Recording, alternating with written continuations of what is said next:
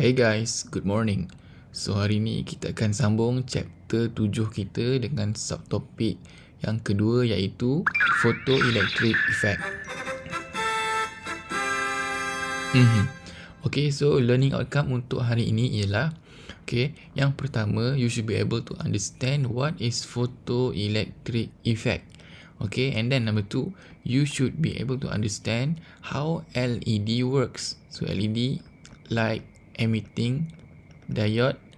And number 3, you should be able to determine Planck's constant using Planck constant kit.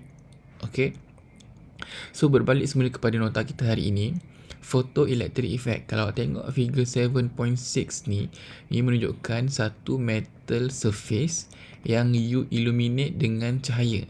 Meaning you pancarkan cahaya kepada metal surface at certain frequency of light, and then dia akan menyebabkan elektron dari metal surface ni terpelanting keluar ataupun emitted lah. And this phenomenon is known as photoelectric effect. Apa tadi photoelectric effect? When a metal surface is illuminated by a beam of light at a certain frequency, electrons can be emitted from the metal. So inilah yang kita panggil sebagai photoelectric effect. So kita nak tengok apa karakteristik photoelectric effect ni. Okay, sini ada figure 7.7. Ini menunjukkan apparatus to show photoelectric effect. So dekat sini, apa yang ada kat sini ialah awak ada awak ada dua elektrod. Kat sini kita ada anode dan juga cathode, di mana anode ni kita connect kepada positive terminal of battery, dan cathode ni kita connect kepada negative terminal of the battery. Kalau tengok kat sini, keadaannya dia ada gap. Maksudnya dia tidak connected lah. Meaning to say dia tak ada, initially dia tidak ada current flow sebab dia separated kan. So apabila pancarkan light source kepada metal ni, yang ni ialah light sensitive metal. Kenapa? Sebab dia akan react bila dia kena cahaya at certain frequency. So apa yang berlaku apabila frequency of light source ni sufficient enough, dia akan menyebabkan elektron dari light ni, dari cathode ni, dia akan menyebabkan elektron ni ejected, keluar. And then since dah ada elektron terkeluar, elektron bercharge negatif. So kalau dia nak pergi ke satu tempat, dia mestilah pergi ke opposite pole, betul tak? Opposite charge. So kalau sini negatif, maka dia akan pergi ke anode lah, sebab anode sini positive charge sebab dia connect dengan bateri positif. So apabila elektron ni dah ejected ni, dia akan pergi menumpu ke anode ni, maka adalah berlaku elektron flow kat sini. So bila ada elektron flow kat sini, maka adalah juga current flow. So that's why you akan dapat bacaan pada milliammeter ni. Okay, kita check balik apa yang dicakap kat sini. Okay, when a light sensitive metal surface is illuminated with a certain light beam. Kenapa dia kata certain? Sebab bukan semua cahaya boleh menyebabkan elektron ni emitted. Dia ada certain frequency. Okay, these electrons are called photoelectrons. So kenapa dipanggil photoelectrons? Basically sebab dia keluar sebabkan cahaya. Cahaya kan photon. So photoelectron. Okay, and then number 2, the emitted electrons are attracted to the anode which has positive potential. Inilah tadi saya kata, sebab ni positif, ni negatif, maka dia akan attracted ke positif lah, sebab elektron kan bercharge negatif. Okay, number 3, the movement of the photoelectrons from the cathode to the anode produces current. Okay, the milliammeter shows the value of the current. So ini fungsi bateri ni sebenarnya dia tak perlu pun untuk dapatkan electricity, tapi fungsi bateri ni sebab nak tunjuk eksperimen ni untuk kaji photoelectric effect, sebab bateri ni akan membantu kita punya result dapat lebih jelas lah. Dan juga dia menyebabkan ada polarity positif negatif ni. So kita nampak, kita tak nak kalau kita letak bateri, dua-dua ni akan jadi same polarity, dan elektron tu akan masuk semula ke dekat metal ni. So kita nak elektron ni semua pergi ke sini sebab kita nak ada current flow. Okay, and then next kat sini kita tengok ni adalah formula kan yang kita dah pernah tengok sebelum ni. Kita ada formula E equals to HF. Kita juga ada formula lambda equals to H over P. Formula ni semua involve Planck constant H. Ada satu lagi formula, kita ada E sama dengan EV. Ni apa? E ni ialah electric charge, V ni ialah voltage. Ni satu lagi formula, yang ini sama je dengan ni. Okay. So formula ni kalau perhatikan, dia melibatkan Planck constant. So macam mana sebenarnya kita dapat nilai Planck constant ni dalam lab? Okay. So kat sini kita ada activity untuk determine the value of Planck constant using Planck constant kit. Okay. Kat sini apa yang ada ialah, apa yang berlaku kat sini awak buat ialah, awak connect potentiometer kepada bateri. Potentiometer ni basically untuk awak control voltage. Okay, basically dalam ni ada resistance lah. Bila awak control the resistance, awak control the voltage. And then this potentiometer awak akan connect dengan LED dan juga voltmeter dan kembali ke bateri. Okay, kenapa kita kena connect dengan LED? Okay, sebelum tu awak tahu kan apa itu LED? LED is known as, ataupun dia adalah singkatan untuk light emitting diode. So, tahu tak macam mana LED ni boleh bercahaya? Okay, macam ni. Dia adalah sejenis diode kan? So, kita tahu sebelum ni kita dah pernah belajar, diode ni dia ada PN junction kan? Dan juga dia ada PN junction kat sini. Let's say ni P, ni N. Okay, elektron ni daripada N pergi ke P ni, kita ada depletion region kat sini. So elektron ni apabila dia nak flow kepada P kan, dia nak pergi ke P, elektron nak pergi ke hole, elektron pergi ke hole, dia akan release energy. So energy tu disebut sebagai photon. Ni sebenarnya berlaku Ni tak kira lah diode jadi siapa. Kalau nak tahu, memang semua diode macam ni, dia release photon. Tapi maksudnya kalau dia release photon, maksudnya diode biasa pun akan bercahaya ke? Ya jawapannya. Cuma beza dia, kalau diode yang biasa tu dia depends kepada material ni, material diode ni kan. Diode biasa tu dia keluarkan photon, tapi dia hanya pada very short amount of time, and dia punya amount tu tak cukup banyak. So that's why dia tidak kelihatan seperti cahaya yang kita nampak macam lampu tu lah, tapi dia ada. Dan sebabkan benda tu sikit, dia lebih dikenali sebagai infrared. Dia ada cahaya, tapi dia cahaya infrared lah, cahaya inframerah. Maknanya cahaya tu tidak nampak oleh mata kasar manusia. So buktinya kat mana ni? Kalau perhatikan dekat remote aircon, remote TV kan, remote tu hujung tu macam ada lampu kecil kan, tapi tak pernah menyala, betul tak? Sebab apa? Sebab dia adalah diode biasa yang menghasilkan infrared. Okay, infrared ni dia kena ada special device untuk baca. Mata manusia tak nampak infrared. Okay, itu diode biasa. Tapi diode yang LED ni, apa beza dia? Bezanya pada material dia. Okay, bila dia ubah material yang dia buat diode ni kan, dia akan menyebabkan emission of photon tu bertambah, dan photon tu pula menyebabkan kita nampak cahaya lah, dan dia lebih berfokus. Sebab itulah disebut light emitting diode. Dia punya material diode tu berbeza. Macam itulah macam mana diode boleh menghasilkan cahaya. Okay, so kita sambung, kita nak tengok macam mana kita nak determine Planck constant ni tadi kan. So untuk diode ni allow electron flow through depletion region ni kan, diode ni dia perlukan apa kita panggil threshold voltage.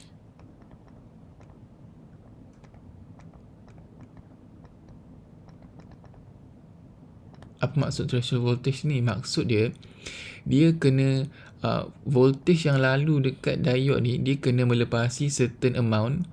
Okay, certain amount tu bergantung kepada material diode tu, barulah elektron dapat melompat through the depletion region ni.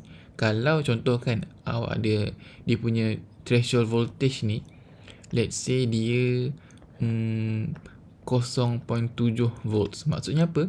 Maksudnya kalau voltage yang lalu tu kurang dari 0.7, dia tidak akan berlaku electron flow from N kepada P. Maksudnya elektron ni tak dapat jump ke dalam hole sebab dia punya threshold voltage tak cukup. Tapi the moment voltage supply tu lebih ataupun sama dengan ni, dia akan mulalah menyebabkan elektron tu boleh flow. So that's why lah kita ada threshold voltage untuk diode ni, sama juga dengan LED. Okay, threshold voltage ni juga kita panggil sebagai activation voltage, sama. Okay, kita tengok balik kembali semula kepada eksperimen ni, kepada aktiviti ni. So bila awak dah connect ni macam ni, apa yang awak buat ialah awak adjust potentiometer ni sampai bacaan voltmeter ni. First kali awak adjust sampai bacaan voltmeter ni 0.2. And then semasa bacaan voltmeter ni 0.2, awak record bacaan current dekat milliammeter. Let's say awak dapat bacaan current dekat sini 0. Next, awak ubah lagi, awak tambah voltage dekat potentiometer ni, awak tukar jadi 0.4. And then awak baca pula bacaan dekat milliammeter ni, let's say dia masih lagi 0. And then awak tambah voltage ni sampailah 0.6, 0.8, lepas tu 1.0, 1.2, sampailah 3 voltage, 3 volt. So bila awak tambah dia punya ni sampai 3 volt, awak akan dapat bacaan ni lah, dia akan ada bacaan. And then daripada bacaan ni kan, awak akan plotkan satu graph ni, draw a graph of current against voltage. Current against voltage maksudnya current kat paksi Y, voltage kat paksi X.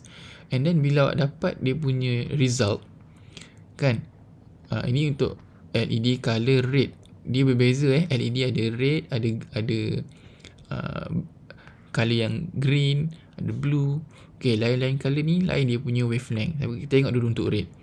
So bila awak ada ni, bila awak connect dia punya, bila awak plot dia punya result ni, awak akan dapati dia menghasilkan satu garis ni current, ni voltage, dia menghasilkan satu garis linear tapi tak melalui origin. And then awak akan panjangkan ni macam ni kan. Tapi tak lengkap. Macam nak buat? So bila awak panjangkan sampailah dia langgar pada paksi voltage, dia langgar kat sini, awak akan dapati dia intersect kat sini. So bila dia intersect kat sini, yang inilah kita panggil sebagai activation voltage ataupun threshold voltage tadi. Di mana maksudnya apa? Maksudnya voltage yang diperlukan untuk menghidupkan LED ni kenalah lebih daripada sini, barulah dia menyala. Sebab apa? Below sini kan tidak ada current kosong. Maknanya apa? Kalau voltage activation ni let's say 0.7 tadi, lebih daripada sini barulah ada current. Meaning to say, bila ada current barulah ada dia menyala. Ini yang kita panggil sebagai activation voltage kat sini. Dia perlukan untuk hidupkan LED ataupun diode lah.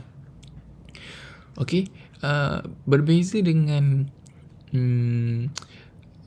LED color, setiap color ni lain dia punya activation voltage. Kenapa? Sebab wavelength dia berbeza.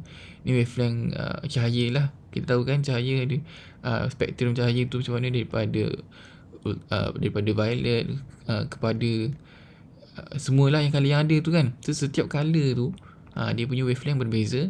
That's why since wavelength berbeza, activation voltage pun berbeza.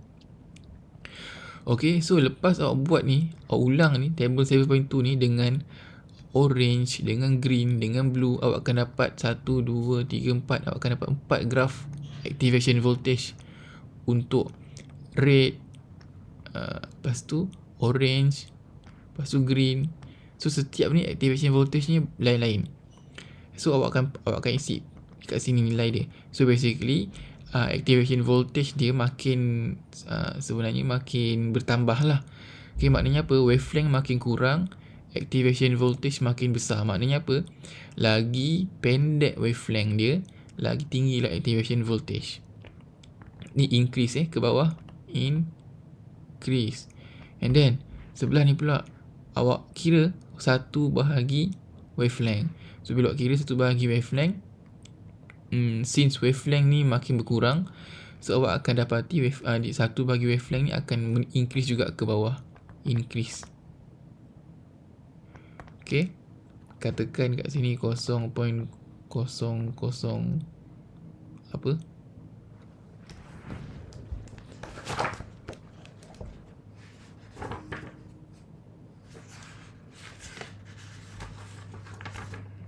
Okay, 0.0016. Okay, ni 0.0017, 0.0018, ni 0.0021. So dia punya 1/lambda ni makin bertambah dan activation voltage tu makin bertambah. So bila dua-dua ni makin bertambah, awak akan dapati dia punya graf ni, bila awak plot graf between activation voltage dan juga 1/lambda, awak akan dapati graf ni menghasilkan satu relationship di mana dia adalah linear, increase secara linear. Kat sini macam tu. So macam mana? Macam lah kat bawah ni. Ni yang first tadi.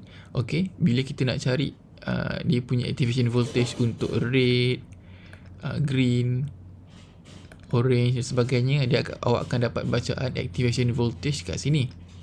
Okay, and then setiap nilai ni awak plot pula untuk color wavelength yang berbeza tadi, and then awak akan dapati dia punya graf akan hasilkan increase linearly macam ni. Ini untuk activation voltage against 1/lambda. So kat sini kita kan nak kira, kita nak cari macam mana nak dapatkan Planck constant. So tadi saya tunjuk kat sini, kita ada formula E equals to HF. Kita ada E equals to EV. So apa yang kita buat kat sini ialah kita samakan ni, E equals to EV dengan E equals to HF. Macam mana? Okay, kita tahu E sama dengan HF. HF tu apa? HF tu kan F kan sama dengan ni. Mana? F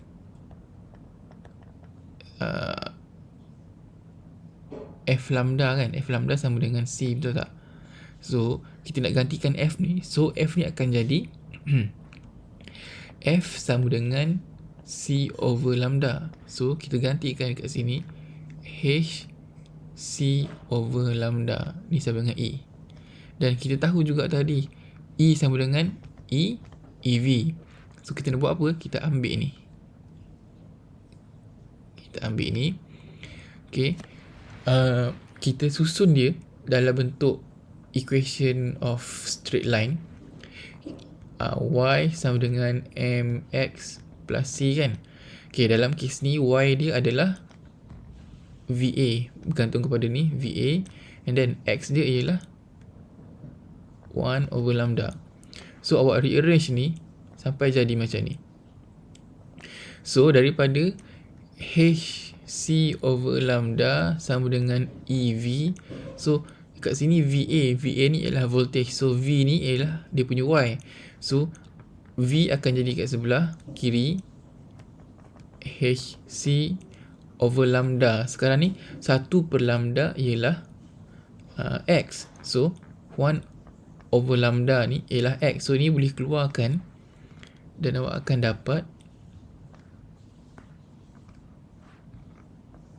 1/lambda kat luar sini. So ni dah ada Y, dah ada X. So E ni pula kita nak hilangkan. So kena bahagi E lah. Bahagi E. Therefore sebelah kiri awak akan dapat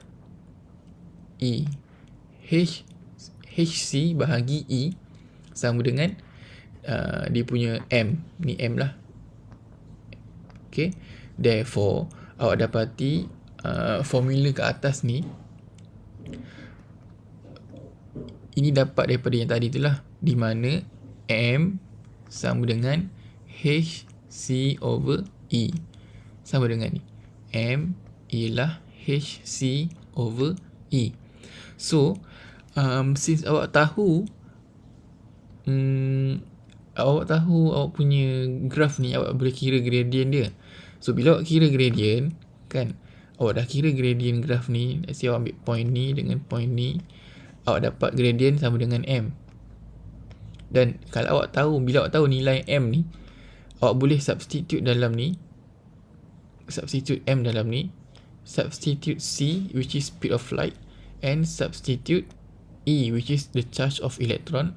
Awak boleh cari berapa nilai H yang tinggal. So, macam tu lah kita kira Planck constant. Ataupun kat sini tadilah, ni tadi M tadi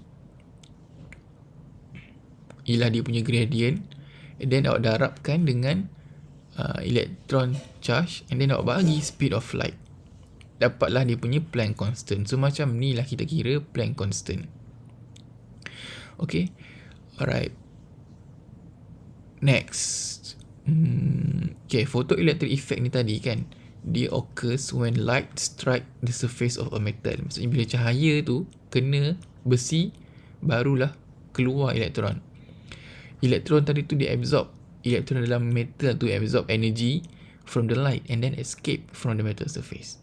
According to classical theory, light is a form of spectrum with continuous energy, and photoelectric effect should be able to occur at any light frequency. Tapi sebenarnya salah. Sebab apa? Sebab emission of electron ni dia tidak bergantung kepada intensity of light, tapi dia bergantung kepada frekuensi. Apa maksud dia? Maksudnya, kalau awak ada satu besi kat sini dan awak sinarkan, awak pancarkan cahaya, let's say awak pancarkan lampu suluh sampai 10 lampu pun, tapi kalau frekuensi dia tak cukup, dia tidak akan berlaku emission. Contohnya macam mana? Macam sekarang lah. Macam sekarang di mana awak duduk, ada lampu kan, keliling awak ada besi kan, tapi frekuensi lampu tu tak cukup dengan besi tu punya minimum frekuensi untuk dia keluar elektron. So that's why tak adalah berlaku electron emission walaupun lampu tu terang benderang. So dia kena frekuensi tu kena at least sama dengan frekuensi of metal tu untuk eject elektron. Itu maksud dia. So dia kena ada frekuensi yang the higher the frequency of the photon of light, the higher the kinetic energy of photoelectrons emitted from the metal surface. Maksudnya setiap metal ni kan sebenarnya dia ada, kita panggil sebagai apa tu, work function. Work function ni ialah basically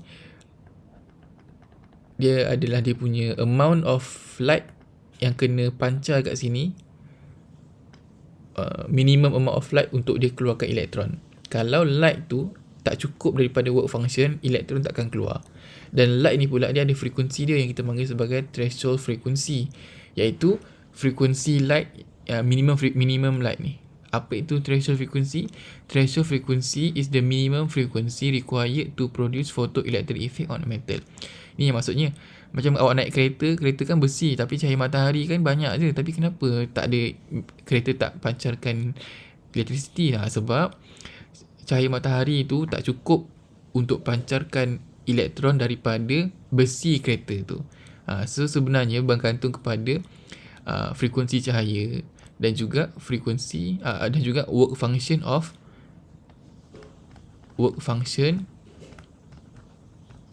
the metal. Okay, yang tadi makin tinggi frekuensi tu, makin besarlah kinetic energy of the photoelectrons. Okay, dia tidak bergantung kepada intensity, tapi dia bergantung kepada frekuensi.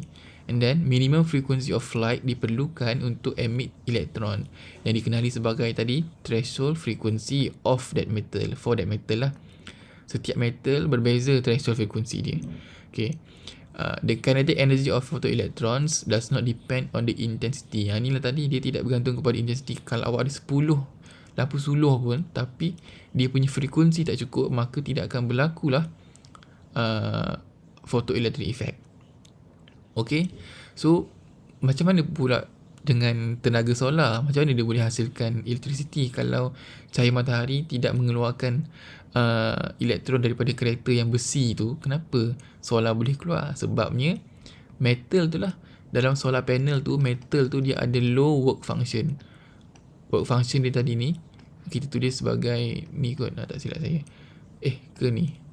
Work function ni, work function untuk solar panel tu rendah. So that's why frekuensi cahaya matahari dah cukup untuk eject elektron daripada metal tu. So kat sini lah tadi. Jangan confuse dengan thermionic emission. Thermionic emission ni apabila metal tu dipanaskan.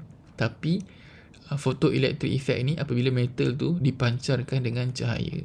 Bezanya untuk thermionic emission, dia perlukan masa sikit untuk dia jadi panas, dan lepas tu baru dia akan pancarkan elektron. Tapi kalau photoelectric effect, the moment that light with the right threshold frequency tu hit metal, dia akan terus eject elektron. Okay. So itu sajalah untuk kita punya chapter 7.2 hari ini. Therefore, apa yang saya nak buat ialah cubalah jawab formative practice ni to ensure that you betul-betul faham, and jawablah latihan-latihan yang saya bagi. Make sure you submit semua exercise dekat Teams yang saya bagi. Selagi saya tak tutup tu, tolong submit. Okay. Therefore, kita end kelas kita untuk hari ini. See you on the next class. Bye. Assalamualaikum.